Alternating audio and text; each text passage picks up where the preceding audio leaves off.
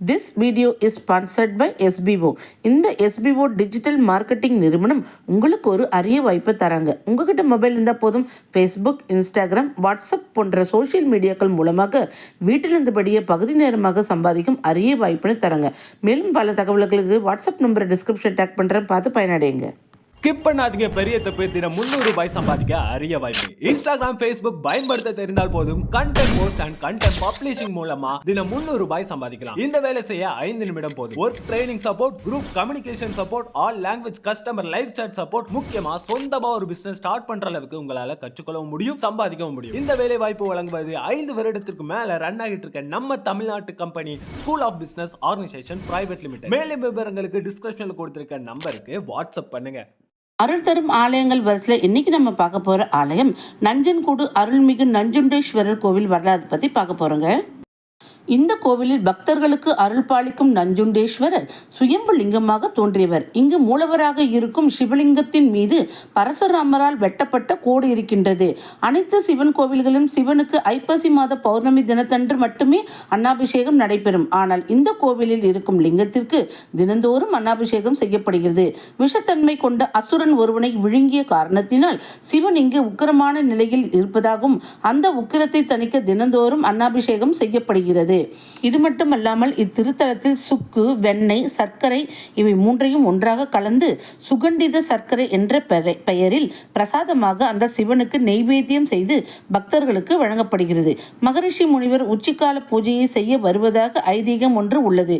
நோய்களை குணப்படுத்தும் சக்தியானது இந்த சுகண்டித சர்க்கரைக்கு உள்ளதால் இந்த சிவபெருமானை ராஜ வைத்தியர் என்று மற்றொரு பெயர் காரணமும் அழைக்கிறார்கள். இந்த கோவிலில் இருக்கும் வீரபத்ர சுவாமி மிகவும் புகழ்பெற்ற மூர்த்தியாக திகழ்கின்றார். இவரின் கைகளில் வில், அம்பு, கத்தி மற்றும் தண்டு இவைகளை ஏந்தி பக்தர்களுக்கு காட்சி அளிக்கின்றார். இந்த வீரபத்ர சுவாமியுடன் பத்ரகாளி அம்மன் தான் இருக்க வேண்டும். ஆனால் மாறாக தாட்சாயணி இருப்பது மிகவும் சிறப்பு வாய்ந்த ஒன்று. வீரபத்ரரின் வலது பக்கத்தில் தட்சன் இருக்கின்றார்.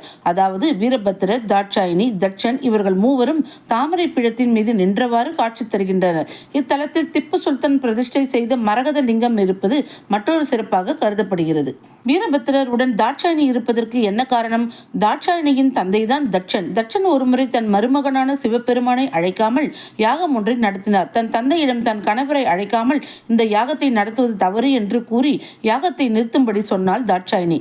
இதனால் கோபமடைந்த தட்சன் தாட்சாயணியை அந்த இடத்திலேயே அவமானப்படுத்தி விட்டார். அவமானத்தை தாங்க முடியாத தாட்சாயணி யாக குண்டத்தில் விழுந்து தன் உயிரை மாய்த்து கொண்டார். இதனை அறிந்து கொண்ட சிவபெருமான் தன் கோபத்தை ஒன்றாக்கி வீரபத்ரரை உருவாக்கினார். அந்த வீரபத்ரர் கோபத்தோடு யாகம் நடந்த இடத்திற்கு சென்று தட்சனின் தலையை துண்டித்து யாக குண்டத்திலிருந்து தாட்சாயணியை தூக்கி கொண்டு கோரத்தாண்டவம் ஆடினார். இந்நிலையில் செய்வது என்னவென்று அறியாமல் இருந்த தட்சனின் மனைவி பிரசித்தா தேவி சிவனிடம் தஞ்சை அடைந்தாள். தன் கணவரையும் மகளையும் உயிர்ப்பித்து தர வேண்டி கேட்டுக்கொண்டாள். அவளது வேண்டுதலை ஏற்ற சிவபெருமான் தட்சனையும் தாட்சாயினியையும் மீண்டும் உயிர் பெற செய்தார். தாய் தந்தையர் இருவரும் சேர்ந்து தாட்சாயணியுடன் காட்சி தந்தனர். இந்த சம்பவத்திற்கு பிறகு வீரபத்ரர் தாட்சாயணியுடன் இத்தலத்தில் அருள் பாலிக்கிறார் என்பதாக கூறுகிறது வரலாறு. கொடுமையான விஷத்தன்மை கொண்ட கேசியன் எனும் அசுரன் தேவர்களை தொடர்ந்து துன்புறுத்தி வந்தான். அந்த அசுரனிடம் இருந்து தம்மை காத்துக் கொள்வதாக தேவர்கள் சிவனிடம் தஞ்சம் அடைந்தனர். சிவனும் தேவர்களும் சேர்ந்து ஒரு சிறிய நாடகத்தை நடத்தினர். தேவர்கள் கபிலா, கவுண்டினி, மணிகர்ணிகை என்ற பெயர் கொண்ட 3 நதிகள் சங்கமிக்கும் இடத்தில் ஒரு யாகம் நடத்தப் போவதாகவும் அந்த யாகத்திற்கு அசுரனை அழைத்து யாக குண்டத்தில் வீழ்த்தி வதம் செய்ய ஒரு நாடகத்தை திட்டம் தீட்டினர். அதுபடியே யாகமும் நடந்தது. அசுரனும் அந்த யாகத்திற்கு வருகை தந்தான். அந்த அசுரனை தேவர்கள் வரவேற்பது போல நாடகம் ஒன்றினை அரங்கேற்றி தக்க சமயத்தில் யாக குண்டத்தில் உள்ள நெருப்பில் அசுரனை தள்ளிவிட்டனர். அப்பொழுது சிவன் அக்னி வடிவில் மாறி விஷத்தன்மை கொண்ட அசுரனை விழுங்கிவிட்டார். இதனால் தேவர்கள் அந்த இடத்திலேயே சிவபெருமானை மக்களுக்கு அருள் புரிய வேண்டும் என்று வேண்டி கேட்டுக்கொண்டனர்.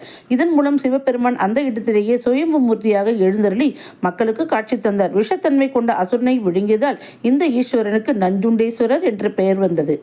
மைசூரிலிருந்து கோவை செல்லும் வழியில் 23 கிலோமீட்டர் தொலைவில் இந்த கோயில் அமைந்துள்ளது.